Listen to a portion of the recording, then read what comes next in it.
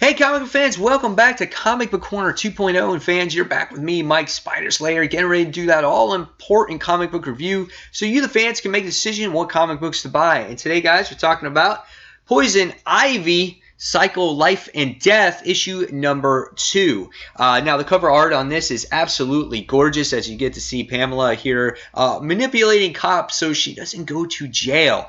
However, the cover is a little misleading because she does not do that in the issue, but it is a gorgeous looking cover. And the interior artwork is maybe not as crisp or as clean as it was in the last issue. However, it is gorgeous artwork, and I really love the covers, and I love the way Pamela is drawn in this book. As I'll get to show you towards the end of the book, she looks really nice here. And so, yeah, it's a really gorgeous book to look at. So, what's going on in this particular issue? Because at the end of last issue, we wound up seeing that a colleague of Pamela's wound up getting killed.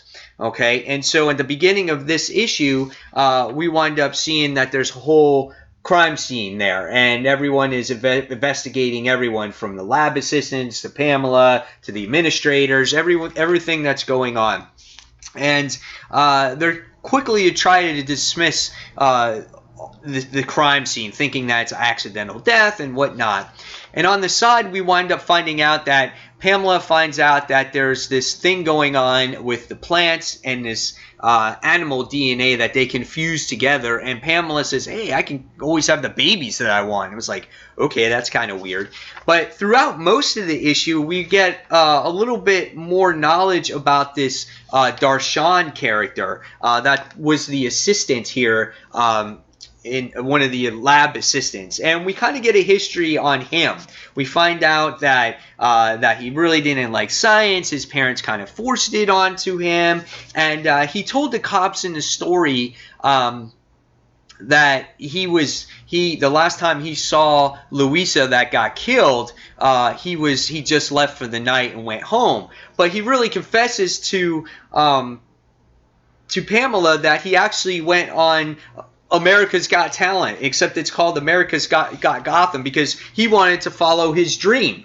And I was like, okay, that's kind of weird. And they shared a moment with each other as well, because we got to see some pit bulls attack them, and then Pamela kills the owner because she hates abusers. And then, he actually shares again a moment with her about talking, how he doesn't like to kill things and whatnot.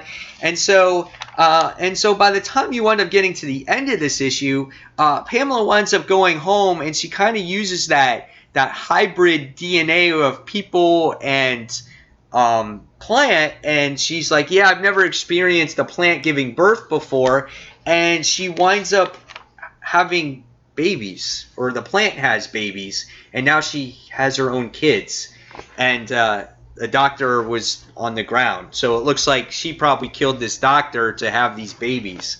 Wow, this was kind of weird this time around. I felt that the pacing of this book was a little off, and everything was a little all over the place. They kind of just threw different things at you, and it just didn't equal up right. Like, they talked about the murder that was going on, and then there's, she comes into the lab partner, and then there's these pit bulls, and then she just kills this guy, and then she's doing some weird investigating, and it's just weird. It was just like too many little things all over the place this time around, and the whole, like, hey, I want babies thing was kind of thrown out there too. I wasn't expecting that. And I wasn't expecting this issue to be so full of this assistant here. So I kind of felt like it was forced. Now, whether he plays more of a main character going forward in this issue or in this series will be interesting. But I didn't like this issue as much. I figured it was going to be a murder mystery,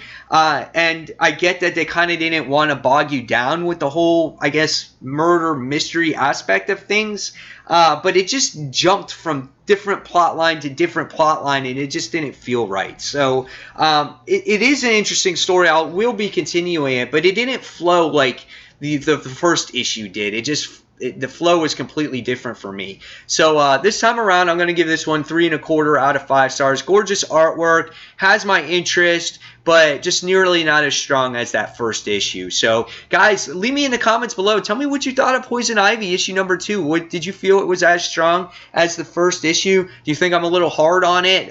Again, leave me those comments below. And fans, as always, thank you for watching Comic Book Corner 2.0. Until that next comic book review, check out Comic Book Corner Old School.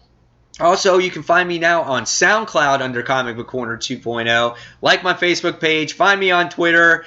And guys, again, this is Mike Spider Slayer signing off. Take care. See you soon. Bye.